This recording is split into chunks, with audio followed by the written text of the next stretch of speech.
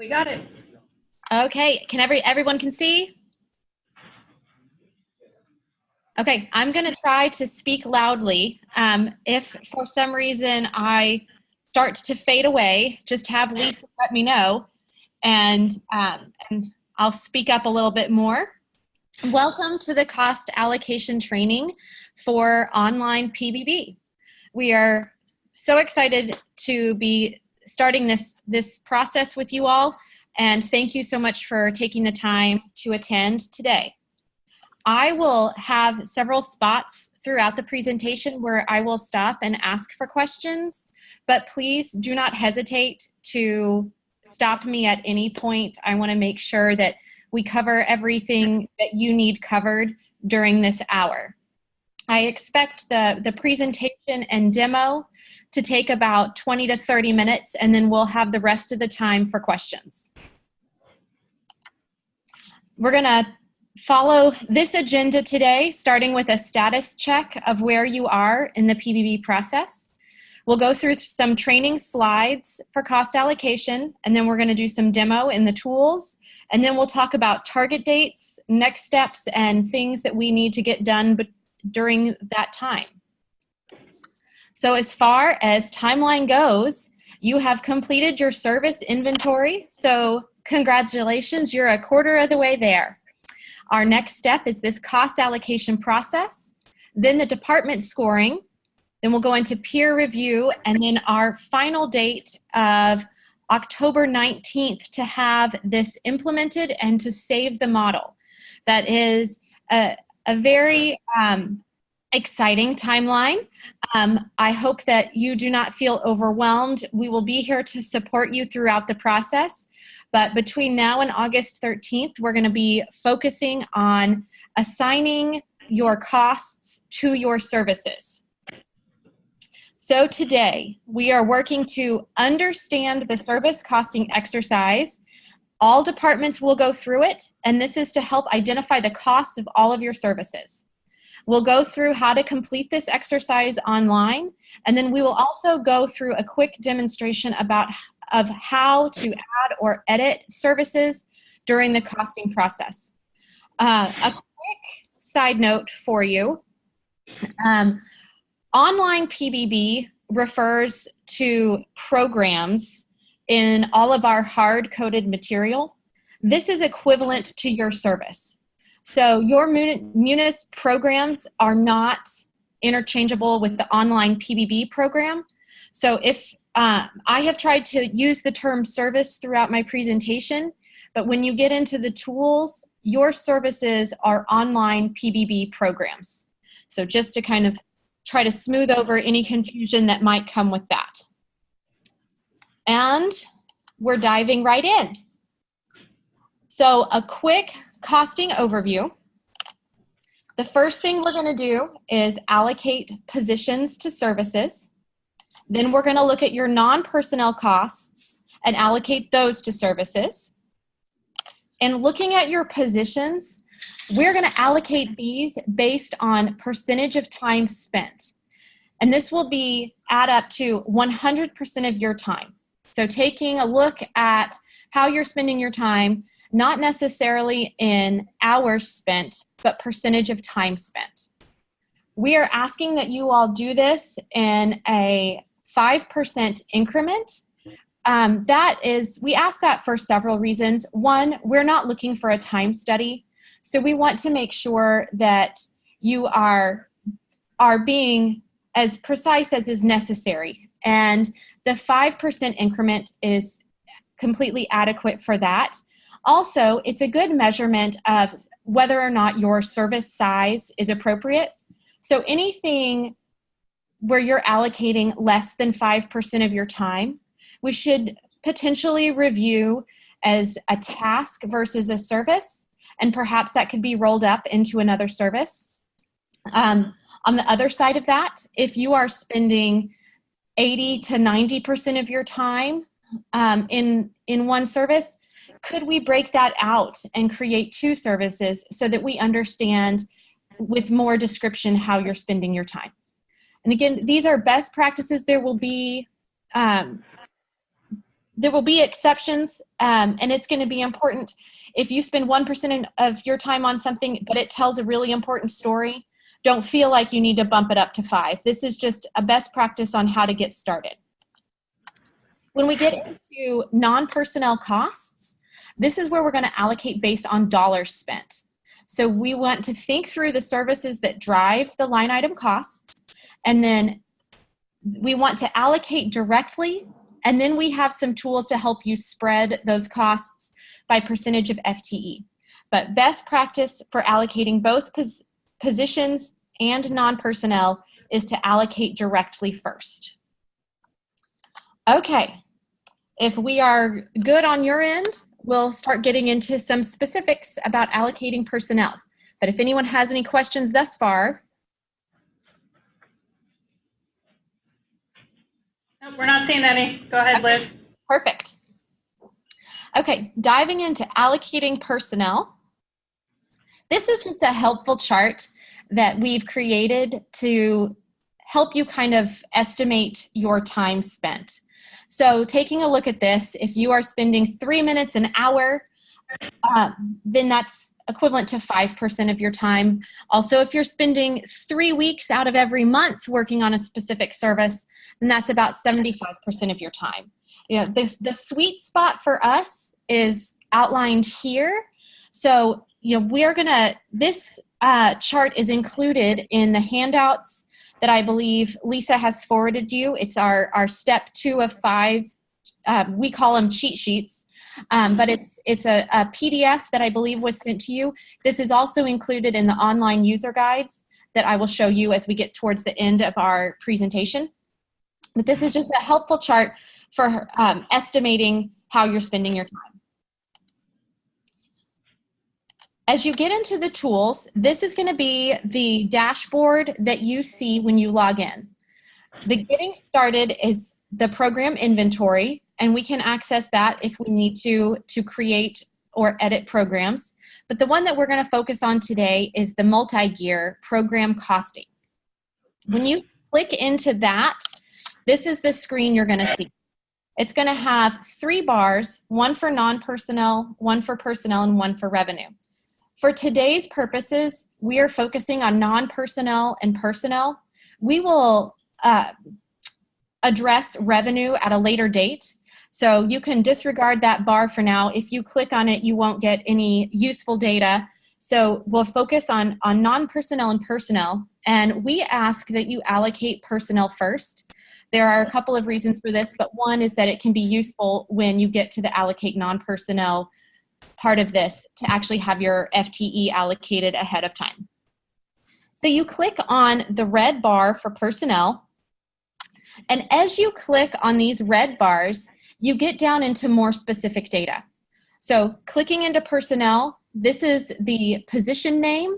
You can further click into it if there are multiple position numbers associated with a position name. These red bars indicate that something is under allocated. A red bar could also indicate over allocation, but the message will change there and you'll be able to see it. Green bars mean that allocations are complete, and we'll have an example of that in just a little bit. At any point during the clicking process, you can hold down Shift and click, and it will pull up the allocation box for everything under that heading. So I am using the Office of Historic Alexandria as my examples today. So I held down Shift and clicked on the position Curator 2. This will pull up a box. You'll see all position numbers and costs associated with Curator 2 at the top, and then you'll see all the services at the bottom.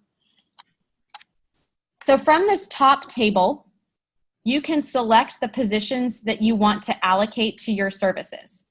You can choose to allocate all of them at once, but let's say position number 4237 has some specific role that's different from the others, then you could deselect that specific one and allocate it differently.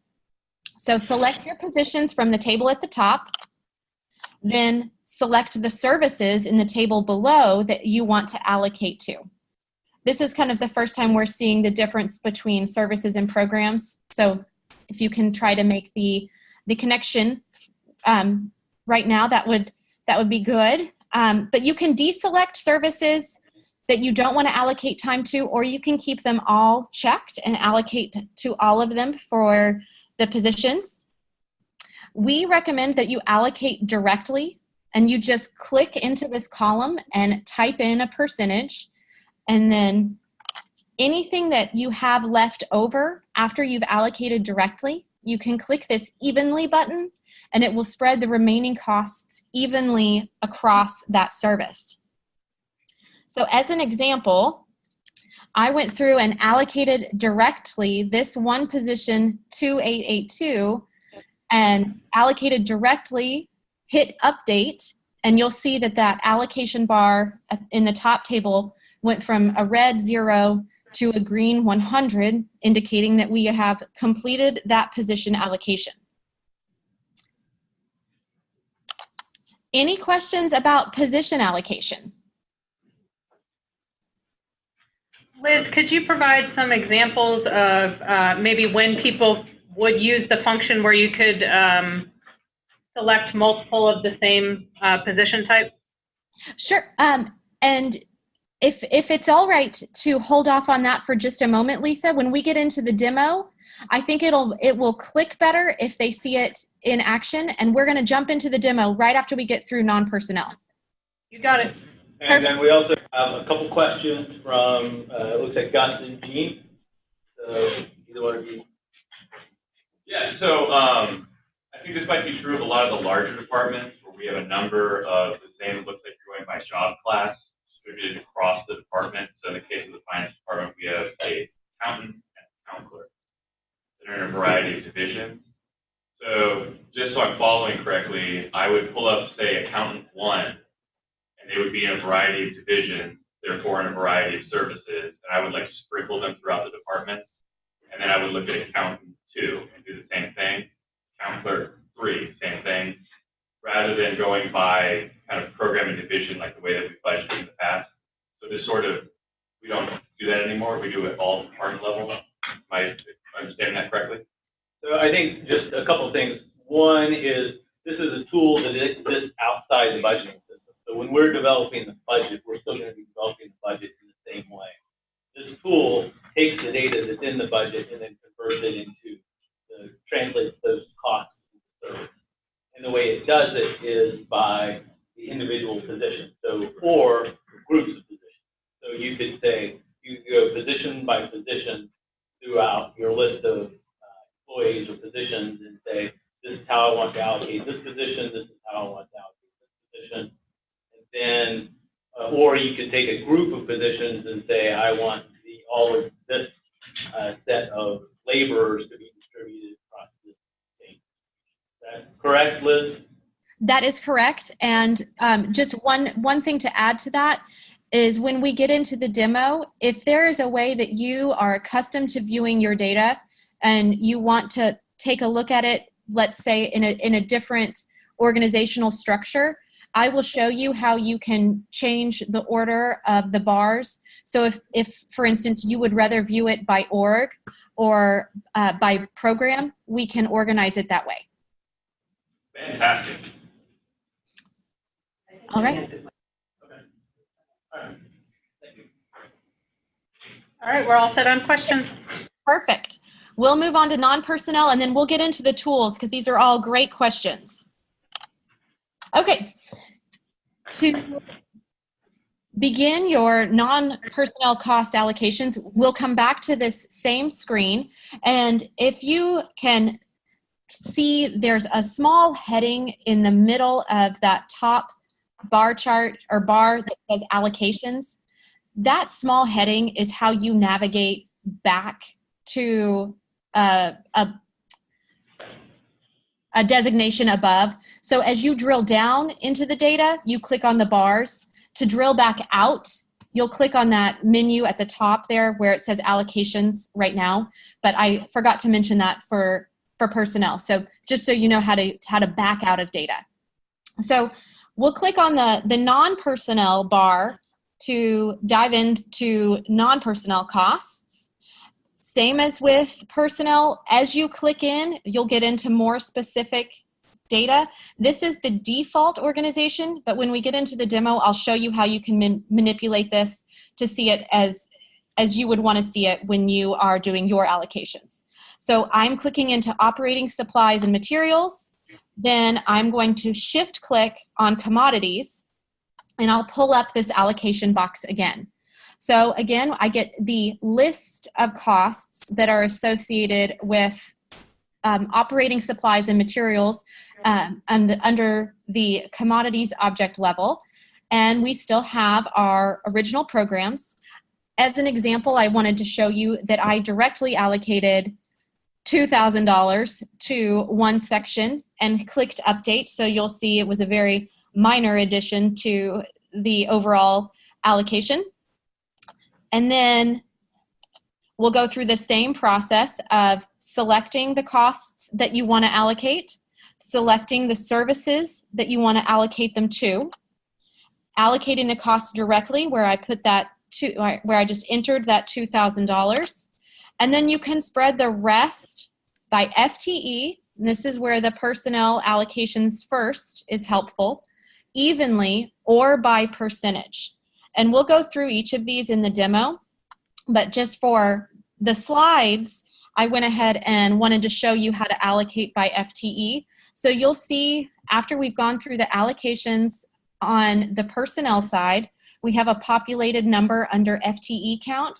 And so if I click the FTE button, it's going to do a calculation for me. So I had just kept every single cost selected, all of the services selected, and then I clicked that FTE button and it distributed those costs based on the FTE percentage. Okay, so I lied a little bit in saying that we were going to jump to the demo after I did that, and I'm more than happy to do that. If we want to go in and demo costing before we look at program inventory edits and updates, I'm happy to do that. Just let me get a feel from the room if you're ready to go in and do some costing demo, or if you want to get through the program inventory slides. Yeah, why don't we go ahead and do the slides so then everybody can ask kind of all the questions in the demo. Perfect.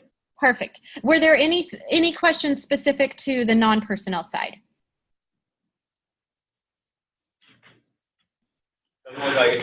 Okay, awesome. Okay, so as you're going through the allocation process, you may determine that a service is too small and you need to delete it or roll it up into another service. You may decide that one is too big and needs to be split out, or there may just be a service that you realize you need to add because you need to allocate your time or costs to it and it doesn't exist. So if that happens, from the top header bar, which you will see when we get in there, you'll see over on the right that we have the Model Editor menu. Under the Model Editor menu, you'll click on Edit Program Inventory. It will pull up this screen, which has 5 tabs: Update Program Inventory, Add a New Program, Add a Program from Search, Remove a Program, or Combine Programs. So to update a service name or description, you just click into the box and then type and click that update button in the top left corner, and that will update the name or description. If you need to add a new service, you'll go to this tab. From the drop down, you can select a user group. Likely, the user group will be the one that you are accessed or provisioned to access. If you need to select an org and a department, you can do that from the drop down.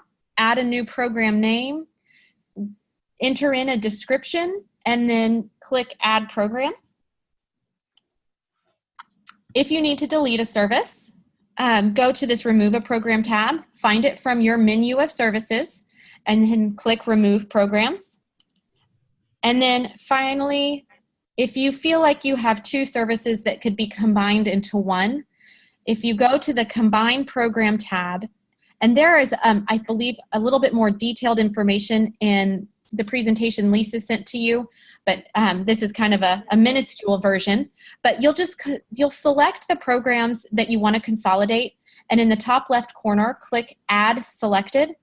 It's going to take you to a service queue at the bottom of the page where those selected services will come up, and you will select from those two the one that you want to serve as the parent service, the one that you want to keep as the service name. Then you can choose if you want to combine those services and keep the original just for historical purposes. You know, you want to know that you had it there and that you've combined it, and you want to keep it in your inventory, and that's fine. Just click Combine and Keep. If you want to combine and remove it, you don't need it for any reason going forward, then you can combine and remove that service from the inventory list. Once you have made your edits or additions or deletions, then you go back to that menu, the model editor menu, and you can return to program costing. Okay, we're going to go through all of that in a demo. So, is everybody doing okay as we dive into this? Doing fine. Nodding heads, yes. Doing fine. Okay, great. So I'm going to continue along my path of using the Office of Historic Alexandria, because that's where I've made some edits. You will, when you log in, you will have your one user group that you have access to, so you won't have to worry about making that designation.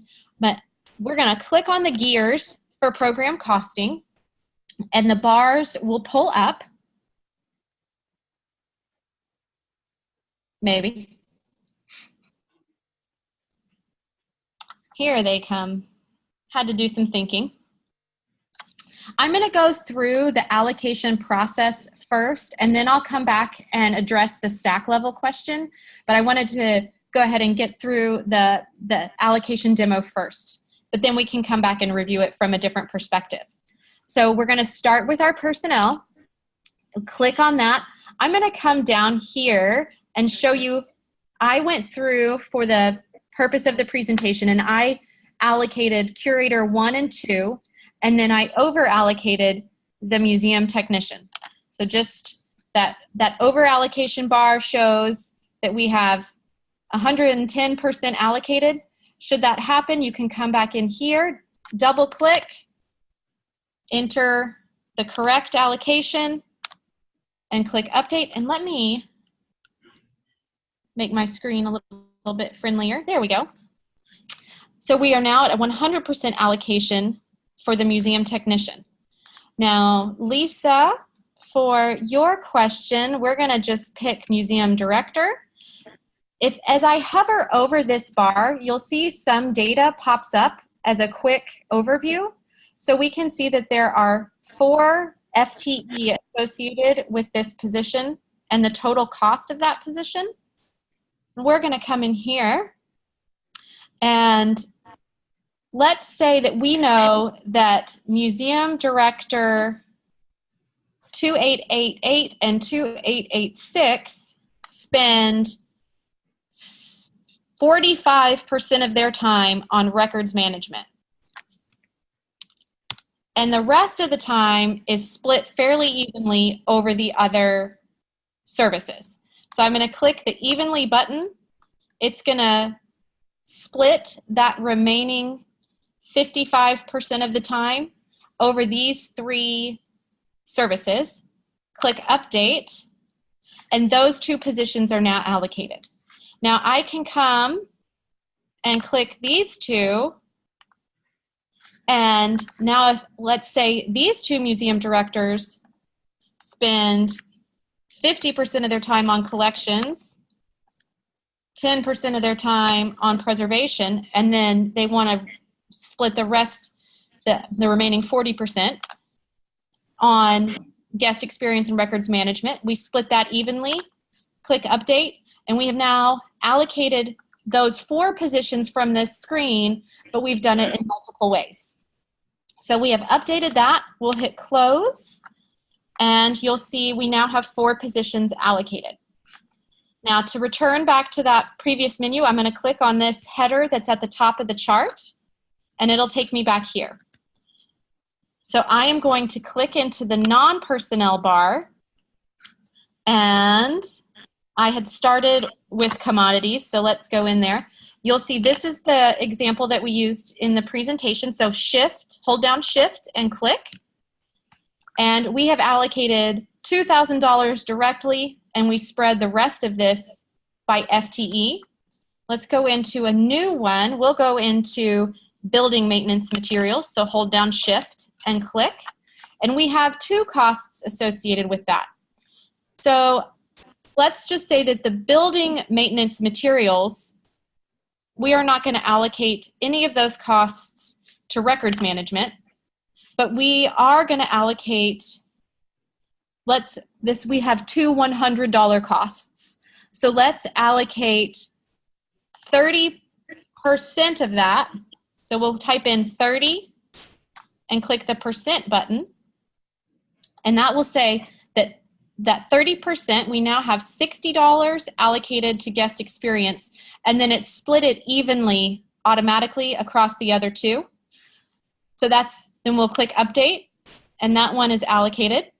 If I reset that, then I can undo records management, and we can say that we want to put $50 on guest experience and then split it evenly across the other 2 services selected, and we have that split evenly across the other 2, and click update, and we are 100% allocated again. Lisa, did that address your questions?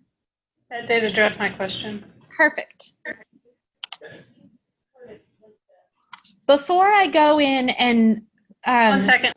Sure. Okay, you want to quick. Right. Okay. There's a question about adding the program. On your last screen. On the previous screen. Oh, they include additional programs?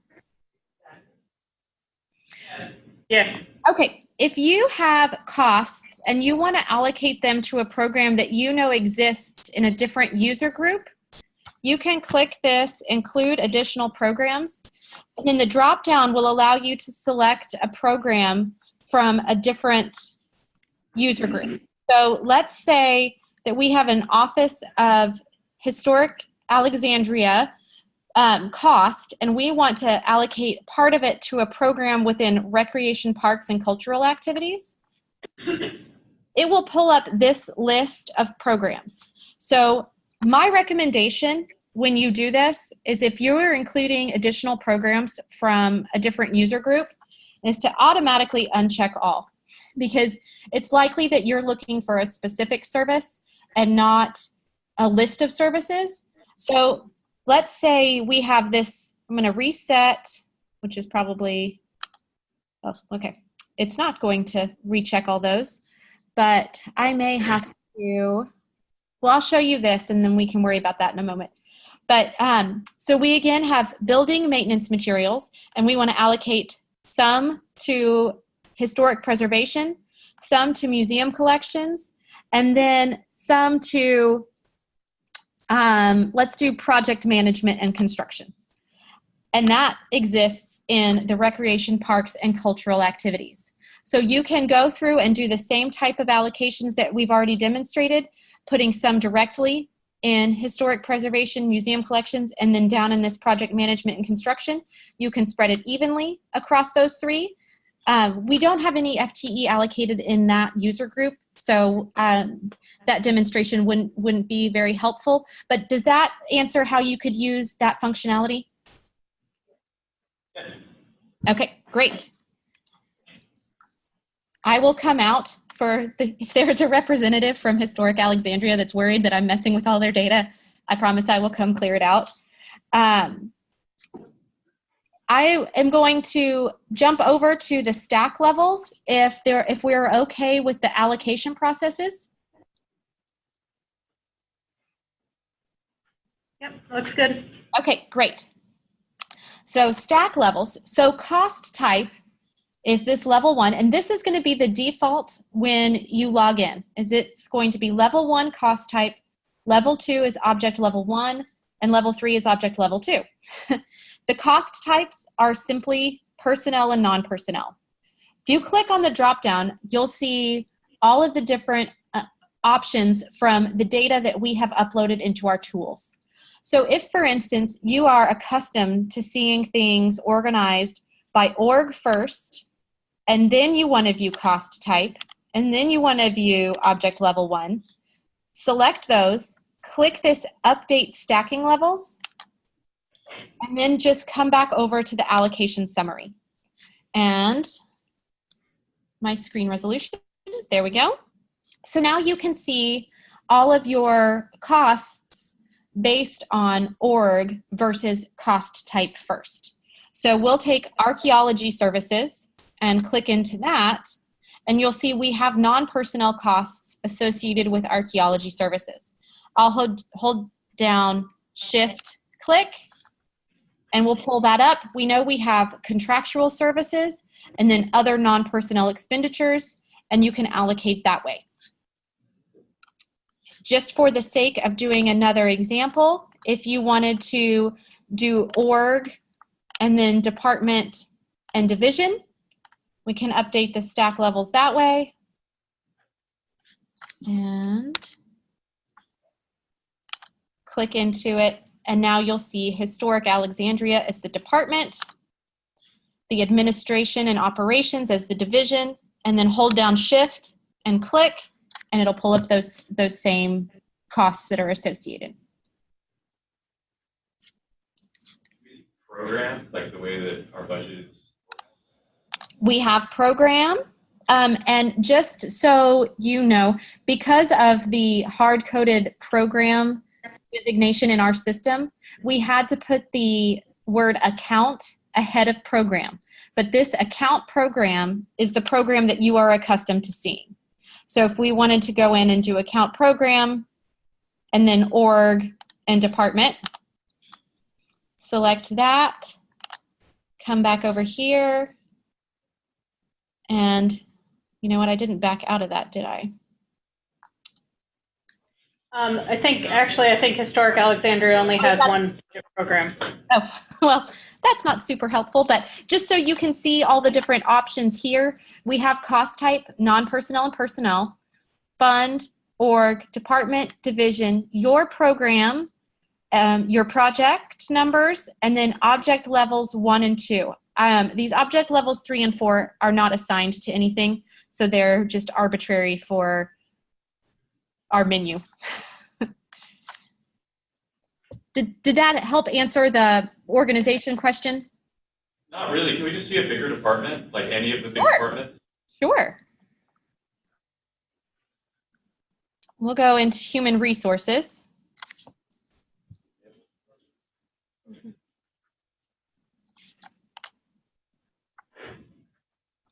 Okay, so just for your purposes, let's do cost type and object level 1 and 2 because this is how it will default. So I just want you to see that, and then we can see the changes. So cost type, non-personnel, then we have object level 1, object level 2, and then you would shift click to open up the box. If we go back to the top and change the stack level, and what do we want program first?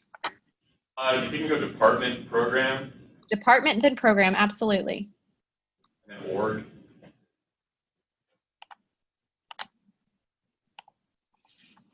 Okay, so now we have department, program, org, and then we can add further levels to this. Since I didn't go past org, we're now at the point to where shift click is the only option. So we can do employee relations, open that up.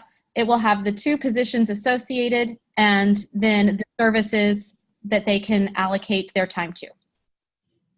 That's great. Thanks.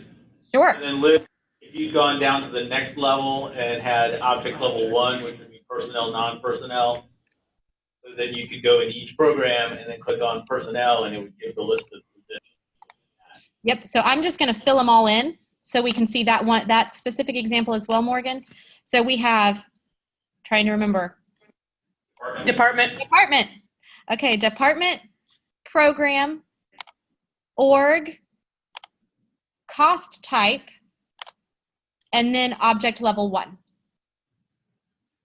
And so I think the default is there, but please go in and organize it the way that it makes sense to you, and the way that will be most efficient for you. Just a real quick dive into the program inventory. So if you are in here allocating and you do not see a service to allocate your time or cost to, it's not in a different department or user group, it is in yours and you don't see it and you need it, then we'll come over here to edit program inventory. It may be that you need to just rename a service and that will help you solve the allocation problem.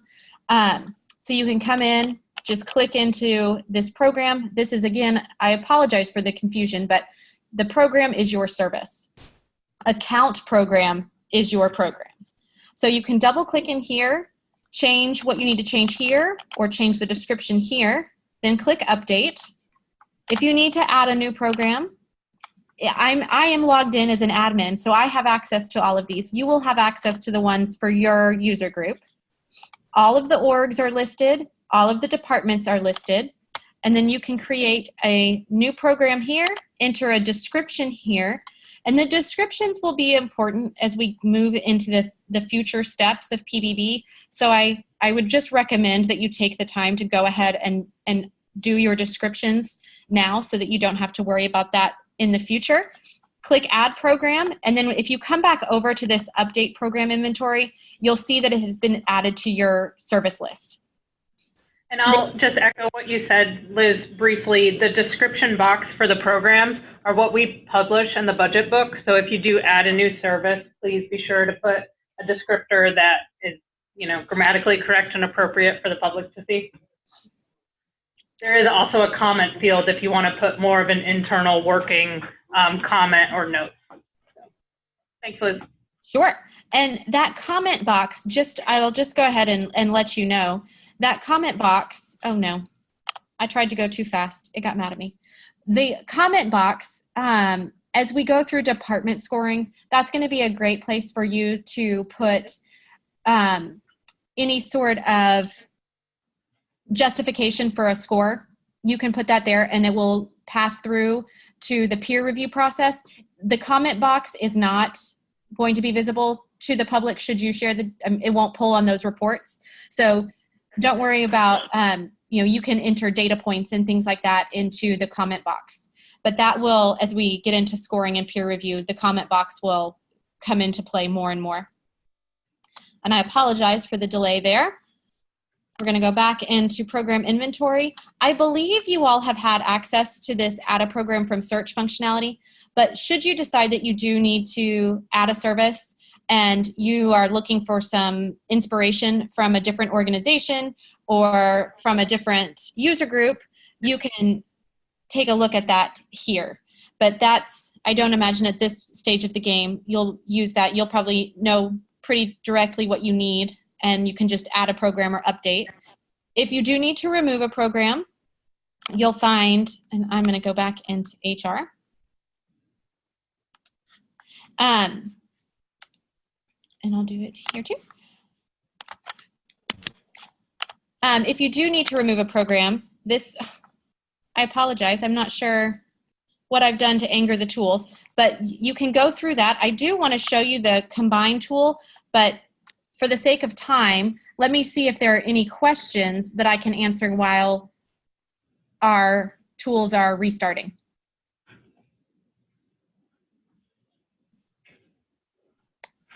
Anything? Okay. Nothing. Let me just take these 2 minutes to get back into that combine a program so that I can show you how to use that. And then we will go back to the presentation and get things wrapped up for you so we can do some more questions if we need to. Just for everybody's information, she's talking about user groups, and we'll send you a login for your user group tomorrow. In most cases, your user group is either going to be your entire department, or if it's a larger department, it could possibly be a section of a department. But that's generally what we're talking about when we're talking about these cases where it said you might want to charge something to a service in another user group. You're in a big department that has multiple divisions, then it might give you access to one division. You want to be able to charge something to another division. And initially, we'll have you all set up by department. So for those larger groups, as you talk internally, if you need to be kind of sectioned differently, let us know, and we'll get those user groups set up for you. That shouldn't be a problem. Great, thank you guys. That's a very good explanation of user groups. Here, really quickly, just for the combine, because I feel like this may be something that you'll find useful in the future. You can come to this Combine Programs tab. You can narrow it down by org or department should you have access to more than one. You'll just come here, select 2, and I'm just arbitrarily going to select 2, and add selected. They will come down to this queue down here. You can select from the 2 services that you've identified which one you want to be the parent, and then combine and keep or combine and remove. As we get into future budgets, the combine and remove will play more of a part, but this is the first and only, so you can just choose if you want to combine and keep for historical purposes, or if you want to combine and remove it from the inventory list. Okay. And Liz, if we have already allocated some costs and services among those two services, when we combine, will that take whatever we've allocated? Yes, it will take into account any allocations that have been completed, so you do not have to worry about losing any work that you've done. You may want to go back in and just make sure that it still makes sense now that they are combined, but the data will be saved. And Liz, if you do combine and keep, and you've already done some resource allocation, will it put the resources in the service that you chose as the parent service, and keep the other service but keep it empty with no resources in it, or will it end up having budget in 2 places? It will be emptied. So okay. the parent service will be the keeper of data, and then the other one will just be a shell that you could keep just to know that you at one point had that service. So you shouldn't have to worry about running into double counts because... No, you do not need to worry about that. Okay. I'm going to jump back over to kind of try to wrap things up if everyone is okay with the program inventory.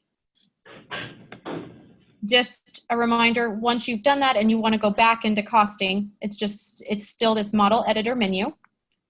We'll come back over here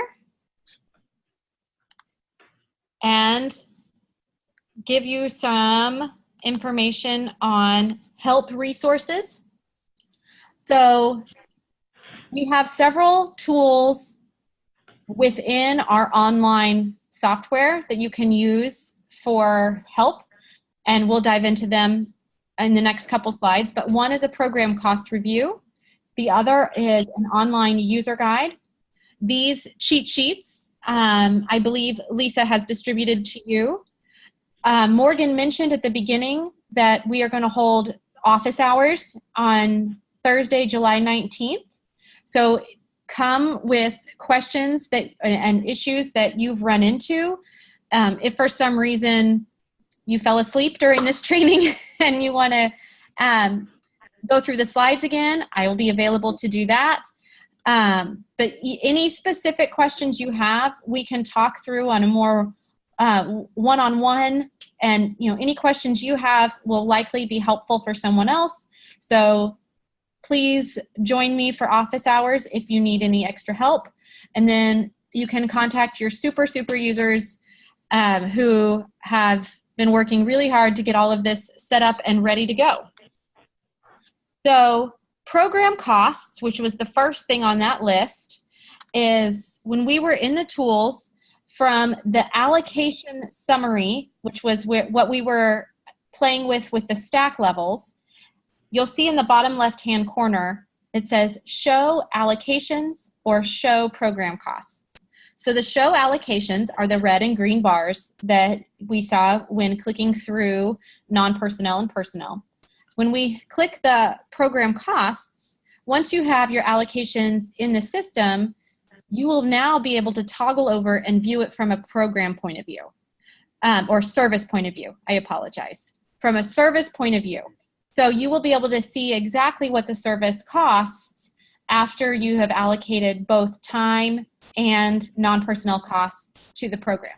This is an excellent time for you to gut check your costs. And what I mean by that is, if you look and council meetings are $45,000 and you see $64,000, then you need to go back and review allocations at some point down the road and go back and review, talk to employees, look at the costs, make sure everything got allocated appropriately. But this is just a great place before we move on to scoring for you as department experts to take a look and make sure everything makes sense. The other resource that we have available from this view is the download summary. So the download summary is available from both the allocation view and the program cost view. It is the same report, and it is broken out into tabs so that you can view personnel allocations, non-personnel allocations, and program allocations. So you can view all of that information from a downloadable Excel file if that is appealing to you to view it that way. The other tool available to you from the online dashboard is this support documentation. And this is a step-by-step user guide from program or service creation through scoring. So if you click on that little book, it will pull up this menu. Program inventory is what we went through with adding and editing, and then program costing. And as you scroll through, or as you click through that menu on the left, it will move you through the process of cost allocations. So this is a great place to go if you've just forgotten a step or how to use the percent button or the stack levels, anything like that. There's information here that can help guide you in the right direction. Of course, if you have a specific question about how to allocate anything within your department, reach out to Lisa and Morgan. If they can't help you, then they'll get in touch with me and we'll try to work through it together. Okay, next steps. You will, as Morgan said, you'll be getting the login information from them tomorrow. When you get that, first thing, please log in and check your service inventory, check your FTE count and costs, and check your non-personnel costs. Make sure it makes sense. Make sure it looks like what you were expecting to see, that there's nothing missing or nothing duplicated, just to double check our upload process and make sure we got everything in there cleanly and accurately. Then we'll go through the allocate costs portion of it. Reach out to your staff and find out how they are spending their time. If you have any questions, certainly reach out and get as accurate of information as you can. As we move towards our August 13th goal for getting allocations done, these are just target dates. By no means does this mean you need to wait until August 1st to finish your FTE allocations, nor does it mean that you're going to be punished if you miss that date. But this is just in order to manage your time most efficiently. We're shooting to have FTE allocated by August 1st. We're shooting to have non-personnel costs allocated by August 8th, so that you then have time to go through those program costs, make sure it makes sense, and have everything completed by August 13th. And that is the date we are shooting for to do the scoring training to move into the next phase of PBB implementation. I should have put the July 19th date on there again, because again, July 19th is the office hours date where you can come with specific questions and we'll work through them together. Okay, that brings my presentation to a close, and I believe we still have a little bit of time left if we have questions. Otherwise, you know, we'll have plenty of time for questions on the 19th, and email communication anytime between now and then. How do we access it on the 19th? So we have a few options to do remote logins. So we'll probably be strategic about sites like maybe TNES here, Park, different places that have different locations can do a login, but we're also going to be booking, or we have booked Chet Avery. So a bunch of people can also come to City Hall and as a group ask questions as well.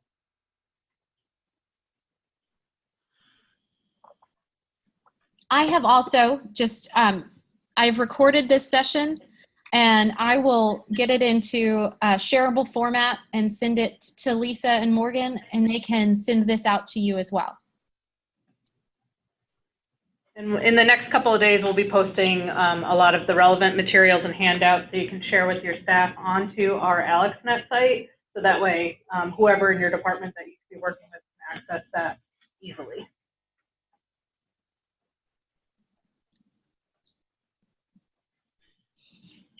Any questions? Any final remarks, Liz?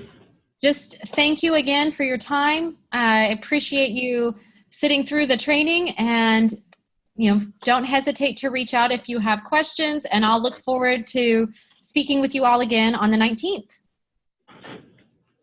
All right. Great. Thank you, Liz. Thanks. You guys have a great rest of your day. You too. Bye.